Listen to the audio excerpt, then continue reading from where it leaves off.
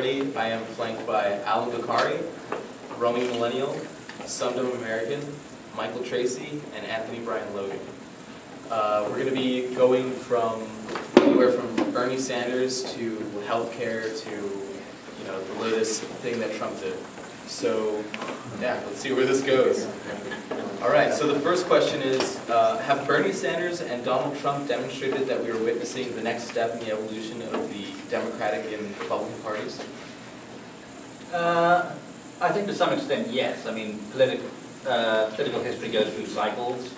I think there's one historian who estimated that around every 30 years there's a paradigm shift in politics. So the last one was around 1979, when we moved from a very state-managed economy to the neoliberal revolution of Thatcher and Reagan. So I think there's definitely a similar shift going on. I think what we'll see in the future is probably less of the cultural leftism and maybe a bit less of the neoliberal economics. So I think there's definitely a shift going on. I think there's less appetite now for full-on free market conservatism than there was, say, in 1979, when you had trade unions running riots and massive taxation. So, well, there's massive taxation now. So. Yeah, I definitely think that both Trump and Bernie Sanders, they represented part of what we've been seeing all over the West, even if you look at Europe, and that's, I think, a rebirth in populism and this anti-establishment attitude. Now, whether or not Bernie Sanders is actually anti-establishment, considering his, career as a lifelong politician, that's debatable. But the fact is that he stood for that anti-corporatism, which I think really resonated with people. And I think, both Bernie Sanders and Trump, they were viewed as outsiders by their supporters, people who were going to actually maybe have a chance at affecting real change. And I think that spoke to a lot of people. And I think it's actually a good thing for both parties to, kind of go through a makeover at this point and try to reconnect with their bases that I think right now are feeling alienated. Yeah, I think what it shows is that people are pissed and they are not happy with the way that they're being represented. So they went with people who they felt were outsiders, whether they are or aren't. And I think that just shows that people have started to see the conservative and liberal establishment as pretty much the same. That was shown when a lot of the big PACs were saying, Bush or Clinton, we don't really care. I think everybody went, oh my God. And so I think that's what's spawning these populist revolutions. One of the most remarkable developments of the 2016 campaign was that the Republican nominee, and then later the vice president-elect, repudiated free trade. I mean, they denied that they were supporters of free trade once more. That was not just a central plank of the Republican Party platform, but the core organizing principle of the party, at the very least since Reagan and probably before. Now, Trump hasn't gone full throttle in that direction yet as in governing, but he did abrogate a trade deal.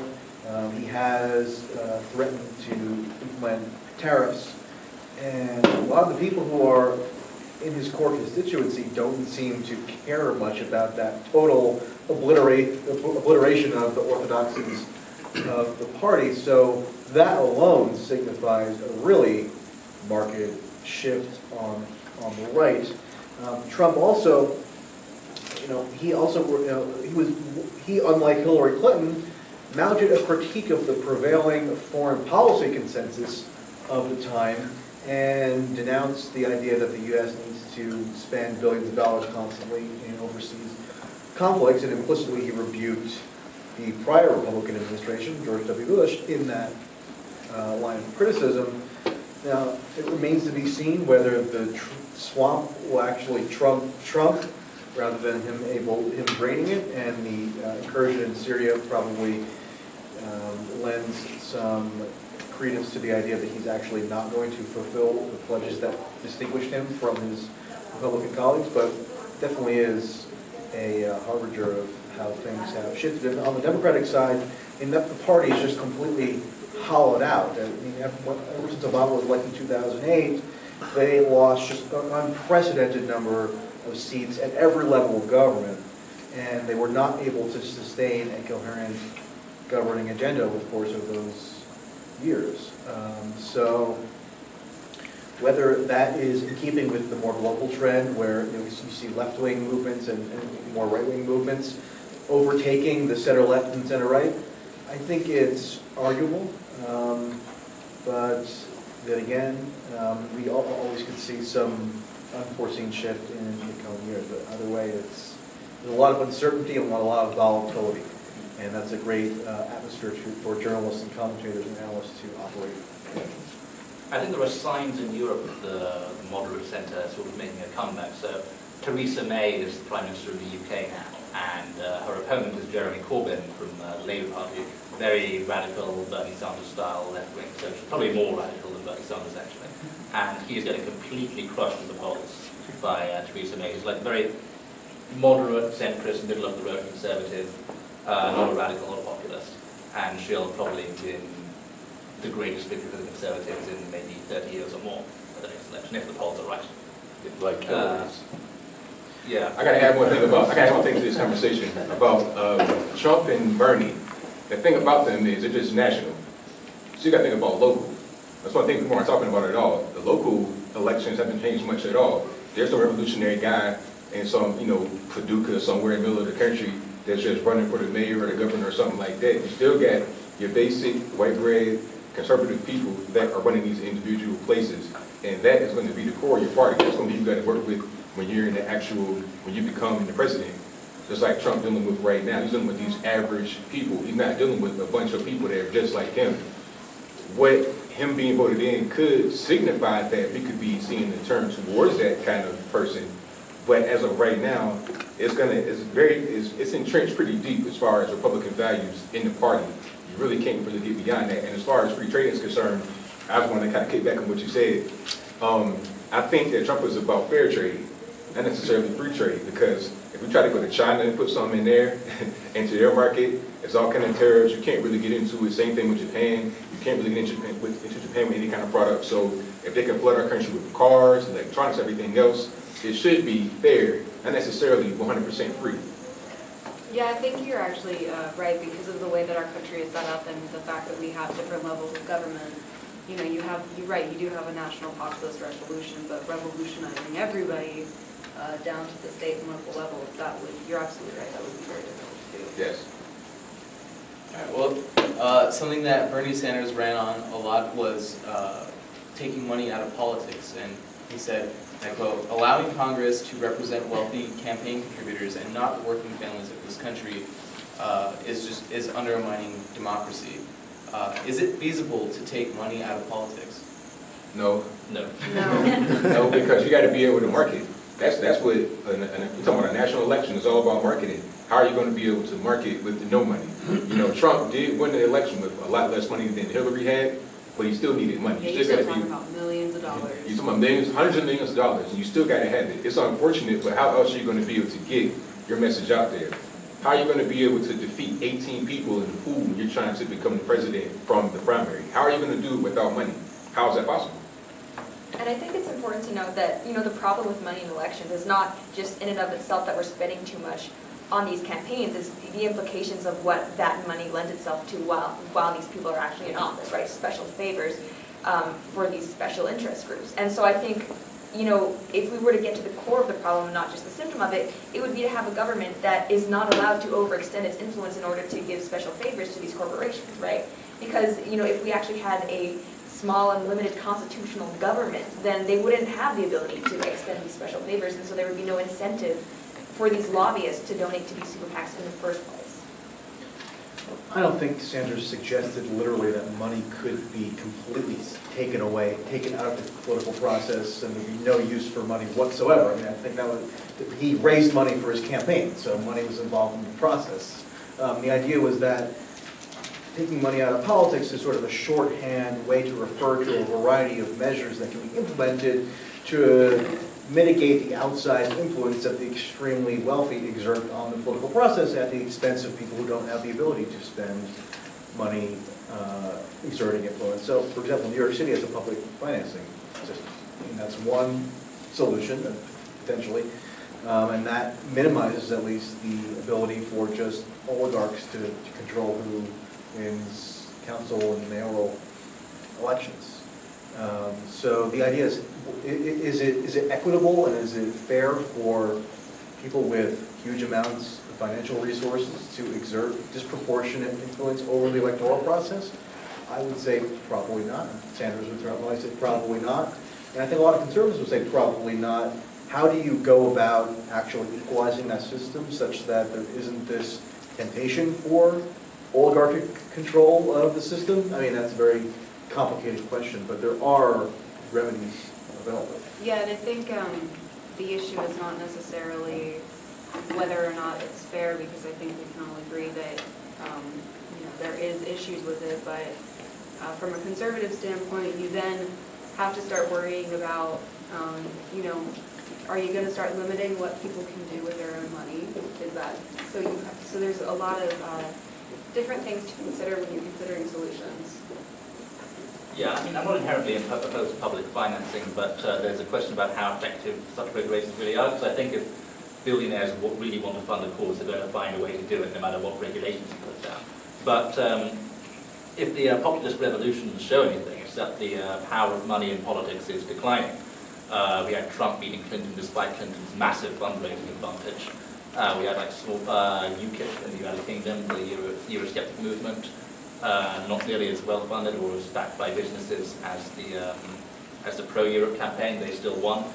And also with the rise of social media and the weakening of the overreach institutions, it's a lot easier to get your message out without like a huge, well-funded marketing budget. So I think the influence of money in politics is declining on its own. So on that note, money in politics, and there was a lot of journalism going around where they were finding, hey, this company and this company donated such and such amount to Trump or Clinton. What is the role of journalism now in our society, or what has it become?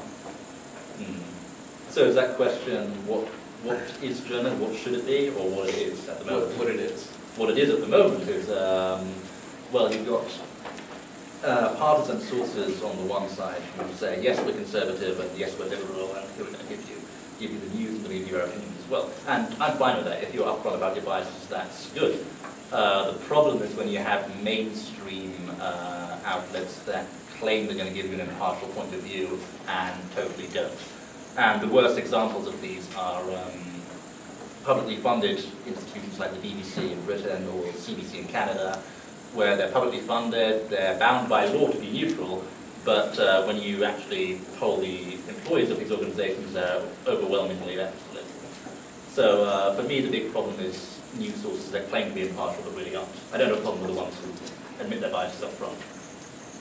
Right now, I think the role of mainstream media right now is just to serve as a mouthpiece for the progressive agenda. I know that sounds really skeptical, but honestly, when you look at the kinds of emissions that we've seen over the past year, especially during the election cycle, and just, I think Michael Tracey was mentioning before in his speech, the amount of, I don't know if it was inaccurate polling, just an honest mistake in the numbers they were drawing, or if it was done maliciously with the intent of throwing off the election, but either way, I think journalists right now, these establishment types, they should be ashamed of themselves. And it's funny. Like I also agree that if you have a bias and you're upfront with it, I think that's one thing. And I know in my own videos I like to try to bring in as many outside sources as I can, especially if I'm talking about something like the migrant crisis in Europe, where there are relevant stories that people need to know if they're going to be making an informed decision.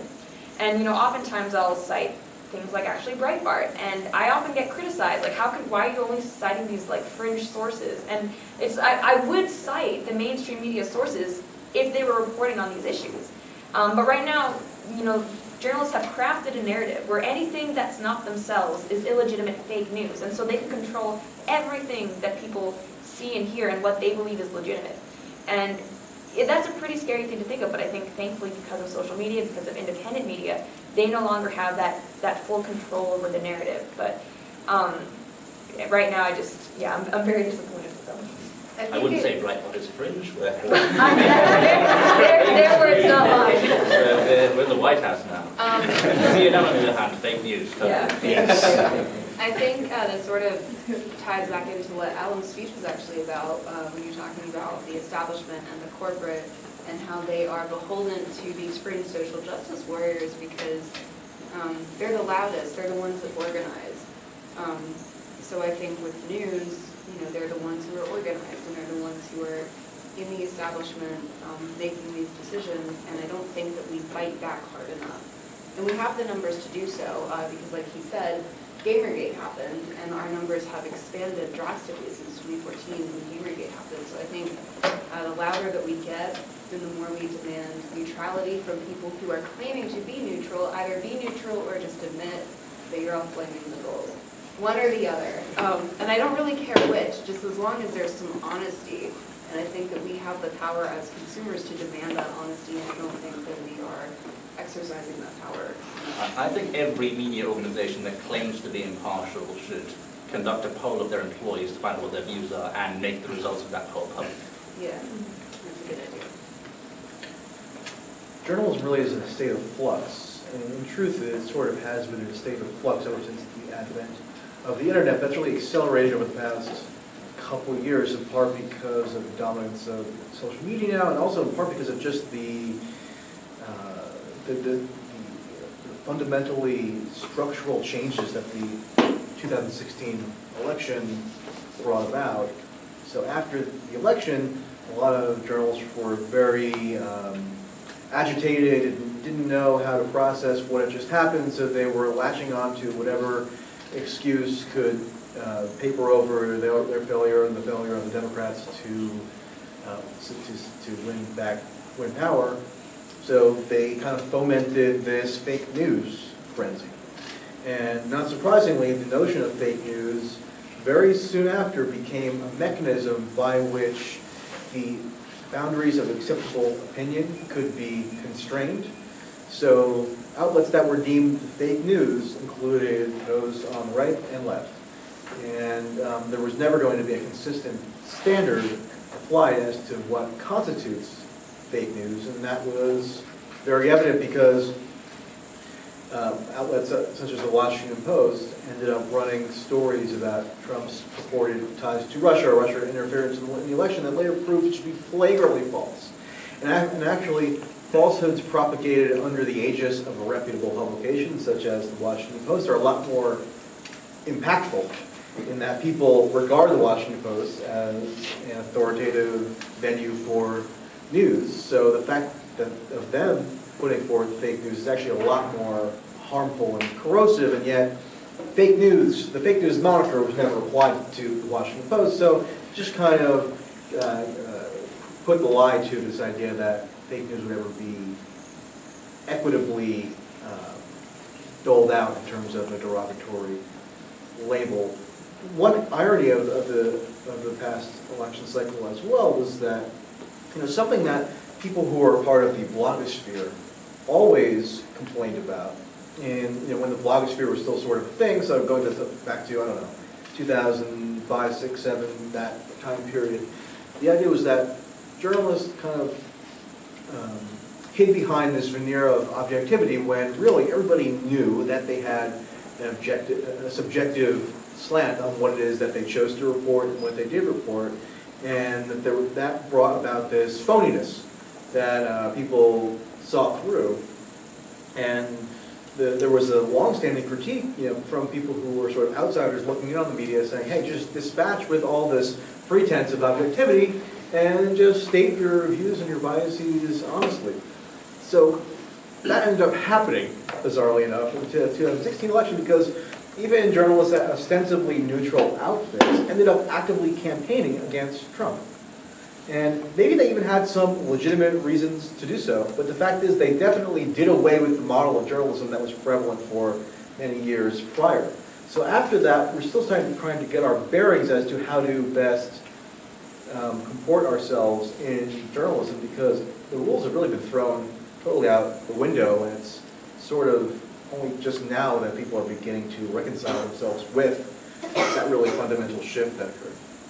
You guys have been giving some pretty good, heady answers. I definitely appreciate it, but, I'll give it just a little bit more simple. I'm a simple kind of guy. I think what's going on with journalists is that there is a lack of job security. they don't really know what's going to happen from day to day. They don't know if they're going to be able to keep working. They don't know if they're going to be overtaken by YouTube, if their company's going to say, hey, we don't need you anymore. So I think what's happening is two things: the job insecurity and also being frustrated that Trump won, like you said. So they're insecure about their job, they're mad that Trump won, so they get on TV and pretty much say anything. And a lot of it is just their own personal feelings coming out. I saw Don Lemon the other day said he did not want to report on the story about Susan Rice because he did not want to aid and abet in a diversion from the Trump Russia investigation. I'm like, what are you talking about? Like, you're touching your own personal feelings into a news story. Why would you do that? Just report the story. You can debate whether the story could be true, it could be false, or whatever, but don't just say, I feel like I shouldn't report this because. That right there is a man that's defeated, in my humble opinion. I've seen a lot of that going with the mainstream media, so I think at this point their role is just to try and just live out their last days out like it's the best they can. They're drowning, they're suffocating, they're trying to get air, and that's pretty much all it is to it. So Tomi Lahren recently lost her job at The Blaze and came under harsh criticism from conservatives after she made pro-choice statements on The View. Her rationale for the stance is, and I quote, I'm for limited government, so I can't stand here and be a hypocrite and say I'm for limited government, but think that the government should get to decide what women get to do with their bodies. So is abortion a question of pervasive government and bodily autonomy? No, not at all. Abortion, in my humble opinion, well, not even in my opinion, according to science, abortion, you are ending the life of a human being because life begins at conception. That's like what we said earlier. Life begins at conception. There's no way that anybody can say that it doesn't, because if you ask somebody that is a pro-choicer, if you ask, when does life begin? Usually they'll avoid the question. They won't really answer the question because they don't have an answer that is something else than when life begins. So it's not a matter of abortion being something that shouldn't be controlled by the government or government being invasive, because if government was invasive about ending life, then you would say the same thing about murder in general. When somebody goes out and kills you with a gun and the government punishes you, is that government being invasive? I don't think so. I mean, the enforcement of anti-abortion laws necessarily entails a government intrusion. I mean, you may feel that that intrusion is warranted, but it's a government intrusion. I mean, the government is sanctioning somebody for engaging in an act which has deemed to be criminal, meaning the termination of a fetus. So I mean, it's silly to pretend that it's not a form of government intrusion. Again, it can be justified on certain grounds, but yes, it is. But would you? Tomi Lahren is correct in that sense. Would you describe murder as government intrusion? Yeah. Well, I mean, the criminalization of murder entails government intruding on somebody's right to kill you and then eating Right, your but in, I respect that. but in that situation, I think what you're saying is that that is a good thing, that we intrude when somebody murders someone else. Yeah. Sure. In my own personal view, I take a view similar to Tomi Lahren. I find, I don't disagree that life begins at conception, but people who watch my channel know that I struggle with the question of abortion, and I'm not really afraid to be open about that. So I take a stance similar to that, just officially that personally I don't think I really agree with it, or that I would like anybody who I know to do it, but I'm also for people making their own decisions. As someone who's more libertarian, I think government's only really legitimate role is to protect our basic rights and freedoms. You know, anything over than that I would see as an overreach of power. And what's funny is that you often hear people who are pro-choice, when they talk to conservatives, bring up, you know, the question of guns. Like, how can you be against government intervention with guns, but then be for it in terms of abortion? And I think that kind of mentality doesn't understand the fact that when you're coming from a pro-life perspective, you believe that what you're protecting is the right to life for the fetus. And so that's personally, you know, like, I want the government to protect my Second Amendment rights by not imposing gun control measures, and I also want the government to protect the right to life of a fetus by, you know, restricting abortion. And so, you know, I don't dislike Tomi Lahren, but I think what she said, it kind of, you know, it's fine that she has that opinion, but I think the fact that she said she would be a hypocrite to hold those two views kind of shows that a misunderstanding of what it means to be pro-life. You can disagree with it, but to call it a hypocritical standpoint, I think, yeah, I think she just misunderstands what people who are pro-life are fighting for. Yeah, I think you're right to say that it's not a hypocritical stance. Yeah. Yeah, I think you're right about In that. terms of her own punditry prospects, she did a great move. I mean, it's good to have one heresy that you kind of get some attention and then you can kind of build an image around that. So just in terms of her own publicity fortunes, I think she was right on. Yeah, I don't think it's a question of government intrusion because, as Roman Millennial said, even if you're a small government libertarian, if you think a fetus is alive, then it has a right to life. And even if you're a small state libertarian, you believe in the right to life. I think the question is, what is a person? And at what point does something become alive? I don't really buy the argument that a fetus that doesn't have consciousness is necessarily alive yet. But I mean, That's if we're open to just debate. talking about consciousness, like, is a 1-year-old conscious? Like, how do we determine consciousness? Well, it's a difficult debate, but in terms of that question, it's not about government intrusion, no. I think even if you do believe that life starts conception, it's still a bad idea to ban abortion because then you're going to have a very, very dangerous black market inevitably emerge. I disagree with that. I think people understand that if they go out to the black market, try to get an abortion, the life is going to be more at risk than if they go to a hospital. I think you're going to see a decrease in abortion. That's my opinion on it. But maybe I'm incorrect. That's just my opinion.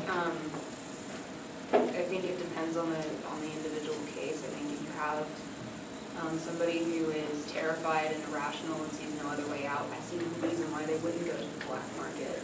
I mean, you even look at women who want really dangerous cosmetic procedures. If they can, and you can't get them done in the U.S., they will go anywhere else to get them done.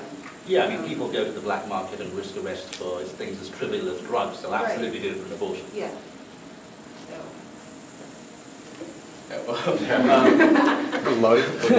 What is the role of feminism in today's America?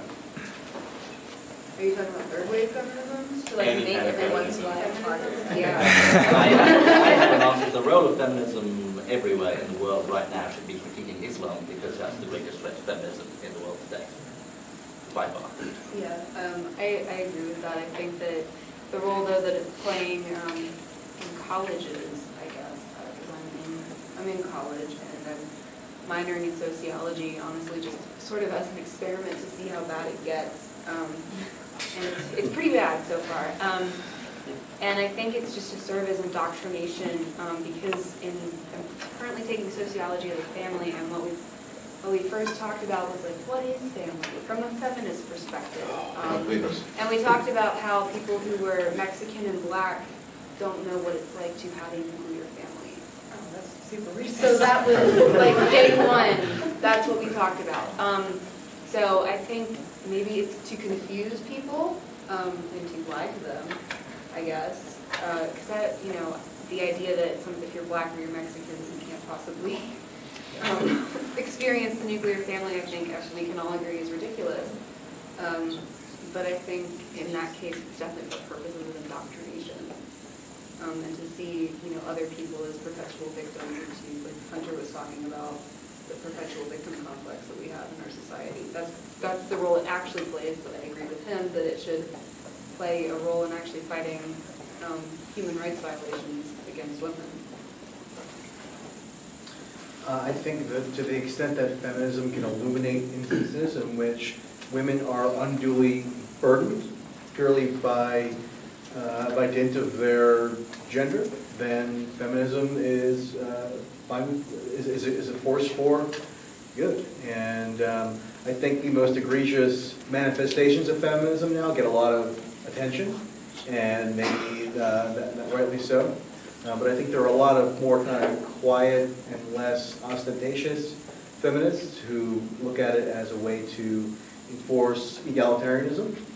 And that's what I would see as its value. For the most part, though, feminism is for me to refrain from commenting on too much because I'll just get in trouble. Feminism, I don't really see a purpose of it, honestly. I really don't see the purpose. If there is a purpose for feminism, if it's for good, then I'm for it, but for the most part, I don't. If there is a purpose, it could be the equivalent to like men's rights, even though men's rights, they kind of get laughed at, they're not really serious. But if it's going to be a purpose for it, it should be the equivalent. It shouldn't be like one is up here and one is down there. They're going to be equal, let's have them both be equal.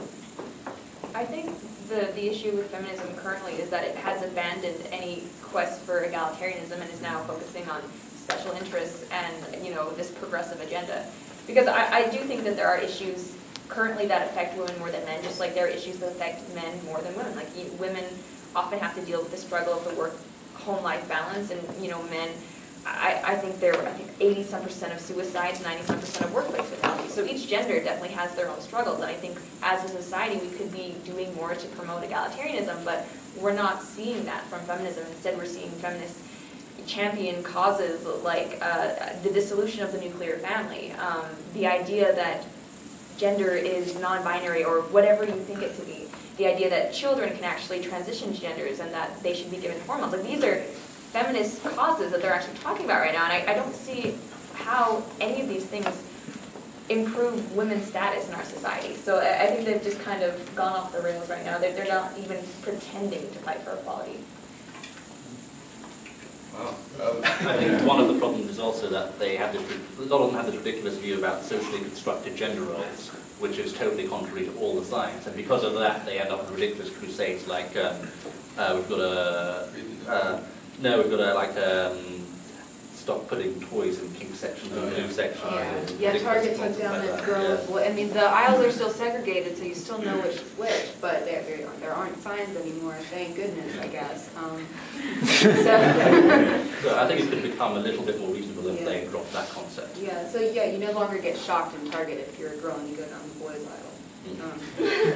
Because there was no way as a girl you could buy a boy toy before that happened. There were police for that. There were police for that before that happened. And now we're saved, so thank goodness for feminism. Well, so there's the other F word, which is fascism. So what is fascism actually, and why is it the most popular insult going around right now? People misuse that word a lot. Yeah. Fascism, if you read the history of political ideologies, fascism is an ideology that venerates hierarchy and power and authority, and doesn't believe in liberalism, equal rights, doesn't believe that people are all equal, and believes there's a natural hierarchy that needs to be maintained. Today it's used either as a worse way of saying racist, or a label to pin on someone you disagree with. Like, and the left does, and the right does this. The right says anti-fascism, real fascism, beat people up, but beating people up is really inherent to fascism. So it's a political ideology from the turn of the century through to the 1930s that believes in natural hierarchy and doesn't believe in democracy or human rights or or liberty. I think it's like when you look at the root of the word fascism, you actually get the word fasci, which actually means a collection of sticks all bounded together, and that's the root of the word. That's what it originally meant. So when you look at a fascist state, it's the idea that the state is present in every aspect of your life. It's everything coming together under the umbrella of the state. And I mean, I think I've been called a fascist more times than I can count, and I advocate for small, limited government. So I mean, I don't understand how much of a fascist I could be, right? So I think there's this tendency today to just like throw out these buzzwords at people, regardless of whether you actually know what they mean. Because I think there are definitely fascists out there. There are authoritarians who want to extend control into every aspect of people's lives. How you raise your children. How you're able to speak and talk to people in the workplace or even your friends or people on a college campus. There are definitely these people out there, and I mean, I don't want to create a new red scare, like the looming threat of fascism, but it's not something that's completely gone away, but I think by these people just throwing this word out to anyone who disagrees with them, especially over the internet, it's pretty much lost its meaning right now. Yeah, like they said, fascism, it's a very specific form of government, and it's a very specific ideology that most people don't really know about because it's not necessarily relevant to our modern day political sphere, because people just are generally not fascist. Even people who are authoritarian don't necessarily think that government needs to be involved and there needs to be a hierarchy maintained in every facet of your life, which is what fascism is. And I think it's used as, you want to tell me to do something, I think is how people are using it, which is more just, you're authoritarian, but maybe that's word is too big, or it's not as scary as fascist. So yeah, it's one of those things that I I don't think that means what you think it means. Orwell wrote an essay in the 1940s in which he bemoaned how fascism and the term fascist had been stripped of all meaning even back then. So socialists were calling communists fascists, fascists were calling conservatives fascists, conservatives were calling fascists correctly. Socialists were calling the communist fascists, maybe I said that one, but also vice versa. The moderates were calling the center left was calling the center right fascists. So Orwell's conclusion was that this was simply a stand-in for when you wanted to signify your strong distaste for someone. Now, that being said, there were fascists who were running governments in the 1940s. So there are people alive now who still within somewhat living memory were around when fascists did control the reins of state and wrought extreme havoc. But the resurrection of that term now in the context of the current political situation, I've always thought has been inept. Really, it's a way to get people very emotional, to get them exercised, to focus their attentional energies on the potential harm of certain people coming to power.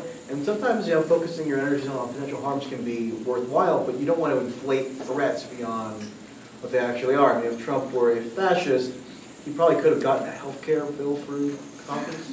I mean, he wouldn't be submitting to the decrees of courts which are thwarting his signature policy initiatives. So the idea that Trump was ever a fascist always struck me as very fanciful. If anything, it was just a mechanism to kind of get people, again, exercised and agitated. And it succeeded in doing that because people had a very, I think, overblown view of what it is that Trump could actually do were he to assume power. I think, to expand on that just a little bit, fascist is sort of like Nazi. Somebody calls you a Nazi, they're not saying that you're part of the German National Socialist Party, they're saying that you're racist. But Nazi sounds scarier because, the Nazis made the Jews take showers. So it's just a way to make people scared of you. And it also sort of sounds a little bit fancier than just saying that you're racist or just saying that you're authoritarian. It's a more impactful way to say that, but unfortunately it strips those words of what they actually mean. You're 100% correct. I don't really know what the word fascist means. I have no idea. I looked it up. I researched. Well, what did he say? Well, I don't know. Well, why is it bad? Well, I don't know. Well, he's talking to Russia, and Russia's bad. It's the same thing with the word fascist. People say, I don't know what that word means, but it sounds bad, and Trump has been called that in the news sometimes, so that's what I'm going to say, and that's what I'm going to just feel. The other thing with Trump is that he's an anomalous political figure, so it takes some effort to characterize him accurately. So you have to put in the analytical work to actually do it in a way that's meaningfully descriptive. So to deny that Trump is a fascist is not to assert that he's good necessarily, it's just to say that this is not an apt description of him. Yeah, use the correct terms. Don't just come up with these scary words. It's just meant to just shock people. Come up with the correct term and just go on that. Yeah, and if someone's calling you a fascist that is standing for racist, if you want to really piss them off, you can point out that fascism initially wasn't really entirely about race. Nazism, which came later, took fascism and adapted it into a sort of blended it with eugenics and made it entirely racial. Initially, it was purely about hierarchy, this idea that some people are born elites and some people are born commoners. It was like a response to the liberal egalitarian revolutions of the 19th century. So if you really want to piss people off, you can point that out and say, actually, it's not really about race, it's about hierarchy and authority. Yeah, and what you find really quickly is that they don't actually need to call you a Nazi or a fascist, they just need to say something scary. So Mussolini is thought to be the purest representation of fascism rather than Hitler, which is sort of a fusion of fascism and other bad stuff. Yeah. So, Michael Tracey, you actually brought this up right now, the healthcare failure from the GOP. Now, what does that reflect upon the Republican Party as it stands?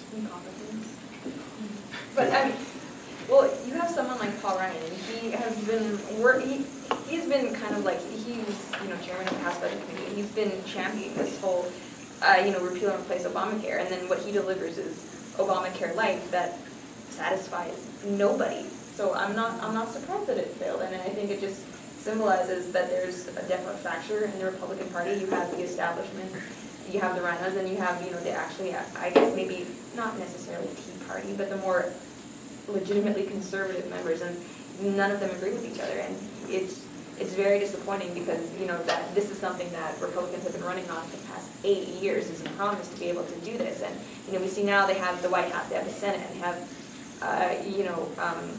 House of Representatives, and they still can't do it. Yeah, I think, building on what she said, you had 8 years that you marketed this, and then we were like, all right, let's go for it. And then they can't, and I don't know if it's because they never thought they would actually have to do it. Maybe they just thought we can just say it, but we won't ever be in a position to do it. And also, so it's either that or they just have completely failed over 8 years. If 8 years to do it, they still can't bridge that divide, if you will. There's problems right now because of the simple fact that the healthcare system in general is fractured, is broken. If you're not going to fix the healthcare system, that underneath these bills you're trying to pass, you're not going to be able to pass a bill that's going to be effective. Even if you get a bill passed and it goes through the House, Senate, whatever, Trump signs it, whatever it is, it still has to be effective. It still got to work. And, I think there were sort of some suspicions that the way that process played out was almost a charade.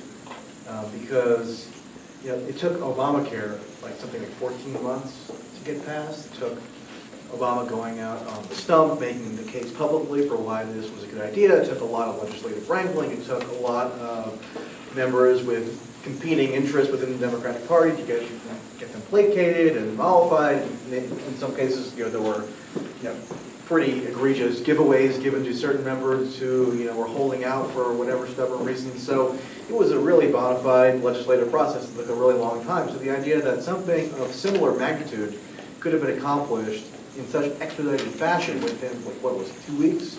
I don't think many people really thought that that was a viable way of going about it. And then, the suspicions kind of compounded when prior to the vote, Trump had his sort of surrogates leaking this idea that it's maybe even better if the bill failed. Trump didn't actually do very much PR on behalf of this bill. I think he did 2 rallies total and then like 2 tweets, which is not like a Trump offensive, really.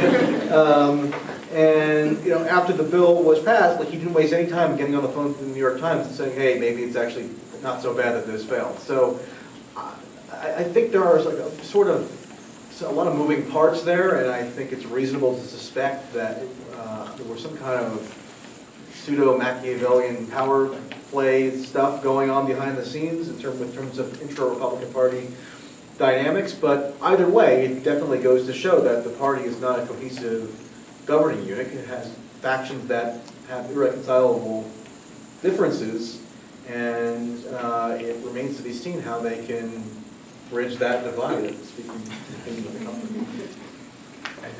I think that's like the 20th time. Someone's got to have a ticker in the comment section. So who is Donald Trump as president? He's been, called a dictator, but then he's also been called a floundering buffoon. So I guess he's one of the most polarizing figures we've had in a long time. Who is he exactly? I think Trump is an honest guy. He's probably one of the most honest people that we've had in recent history, any kind of politics. Whether you appreciate that or you don't appreciate that, he's an honest guy. He pretty much just speaks his mind. Sometimes he needs to kind of reel it in with some of the tweets and whatnot because it gets him in trouble. It really does. And I voted for Trump. I'm a Trump supporter. But the reason why I voted for him is because he's such an honest guy, and he has such a charismatic type of draw to him. And I felt like what he was saying was genuine. A lot of the other politicians, I just felt like, I just don't really believe what you're saying. Especially since they had to get funded. He had his own money. Just an honest and genuine guy that is able to do what he's doing. That's why he ran, because he knew what it would take. He knew how much money he needed, and he knew the process to go through it. So, I think first of all, he's been one of the most active presidents, and he's been able to check a lot of things off his 100 days list, more so than any other president in memory. But another thing that he has done that's pretty significant is actually reduced the power of the executive branch, which is something that conservatives have been complaining about for a long time because they're for small government and for the separation of powers. And when people thought that he would be a dictator, he has done the exact opposite. And even though there are principal policies that he ran on that are not getting through as smoothly as he'd like, he's still respecting those other branches of government and trying to find ways to make it work in a way that doesn't overreach his power. So, and I think that's really important. Trump hasn't reduced the power of the executive branch in the slightest. I'm sorry, that's just absolutely false. He unilaterally decreed that he could restrict the influx of refugees and immigrants from certain countries. Now, you might agree or disagree with that initiative, but he did that solely on the basis of presidential power and unilaterally exerted that power. He signed an EO mandating a reduction in federal regulations regarding small businesses. I mean, But that's not reducing his own power, that's reducing the power of regulatory agencies. regulatory agencies are neither, they're not congressional, that falls under the purview. He's not reducing presidential power. She didn't say presidential, she said executive. Okay, well, I mean, maybe, I don't think that's a good example of EPA reducing regulations. EPA also falls under the executive, which she has got something on. Okay, well, I mean, there are regulatory agencies that are being inhibited under Trump, I think that's accurate, but to characterize that as a willful reduction in the powers of the presidency, no. And executive powers, yeah. Okay, and the executive power, I think he is, yeah, he definitely. Because a lot of the ways that But I mean, is bombing a sovereign state with no provocation and no legal basis, as he did in Syria, does that constitute a reduction in presidential power, do you think? I mean, you can point to, some things, but you can't just look at, 2 or 3 things and say, oh, well, he hasn't done it. Look at the whole picture. That's just... Yeah, looking at the whole picture, some of the things that, a lot of the executive orders that Obama put through to expand the executive powers, and even the executive powers before that, he's done a lot of reversal in limiting executive powers. I think we're getting into a question about Syria, and we can talk about that if you want, because I think that's a much bigger issue. And that's an issue where the president exerts the most unilateral power of all his powers. It's in foreign policy, he's done absolutely nothing to reduce executive power in that respect. So. I must say, coming from Britain, it's always strange to hear American presidents of any party being accused of being dictators, because there are like so many checks and balances on the American president that we just don't have with European systems. Like the British Prime Minister's got a sovereign parliament, there's no written constitution, there's no separation of powers, so all their power comes from their majority in parliament, which they have automatically because they're Prime Minister. So they have like an extraordinary amount of power. They're much closer to a dictator than an American president. So anyone calling any American president a dictator is usually, I find, incorrect. And I think the thing with Trump is that, I think we're so ready to try and classify him as good president or bad president. Like, what are you? He's only been in power for about 2.5 months now. Feels like years, but really it's been about 17 days. So I think it's just too soon to slap any labels on him. I mean, yeah, it's just. Well, you don't actually know if the president was a good president or a bad president usually until 20, 30 years after they're out of office, because there are, long-term things that happen. There are also things that we have to, get 50 years out and then look back and say, in context, did that decision make sense, even if we thought it was stupid as hell when it happened. So judging a president's performance is very difficult, even 20 years after the fact. So I think that all remains to be seen, and what he continues to do, will he then expand executive power, like we've seen in Syria, he brings up a good point, or will he continue to reduce executive power? We don't know yet. That's just what he's done in the past, as you said, 70 days. That's a great point about the president. You don't know how they've done it until much later, 20, 30 years later. It's like Ronald Reagan. In the black community, we hated Reaganomics during the period of time, but looking back on it, black employment rose by 20% under Reagan and fell by 46% under Obama. So obviously he was good for us and not bad how we thought he was back then. I think the last question we should get to is Syria. The involvement that Trump just made America take is something that a lot of his supporters think let them down. They didn't vote for another nation builder, another warmonger. So what do you guys think this reflects on Trump? Well, I'm fairly pro-Trump, but I'm not entirely anti-intervention. So I think there's good intervention and bad intervention, and I think weakening the Assad regime, or trying to get rid of the Assad regime, is probably not the best idea, because everything we've seen from the last 2 decades of Middle Eastern, or even beyond that, of Middle Eastern policy shows that when you create a power vacuum in the Middle East, it tends to end kind of badly. Yeah. I think you should support the Kurds. I think Obama supported the Kurds less than he should have. So I'm not entirely opposed to some form of involvement in Syria. I just think that attacking the Assad regime is not a great idea. Yeah, I agree with that. I am disappointed that it happened. I hope it doesn't escalate. I really hope that that's it. I don't know, because, if we try to go for another regime change, I think that is the worst thing that we can possibly do. We've done that a couple of times, and none of the times that we've done that, it has not ended well, any of the times that we've attempted it. So I think it's a bad idea. And then also, Assad, whether he's a nice guy or not a nice guy, he is fighting ISIS, and he is an established state. So it's one of those things, you go with the thing that's kind of bad that is working in a way that we want it to work, or do we just try to be super interventionist and just screw up another nation? Yeah, and the other point to make about Syria is that ISIS is almost gone. I mean, the Kurds are about 20 kilometers from ISIS capital. They're about to fall. So, people cheering for Syrian intervention when ISIS is about to be defeated anyway without any intervention just doesn't make sense to me. Yeah. The reason I reacted a little rashly when you said that, to the notion that Trump has reduced executive power was because this had just happened. So sorry if that was a No, little it's okay. excessive, I completely understand, because my first reaction to that was like, oh my God, what are you doing? This is not what I voted for. So Right. I completely understand your reaction.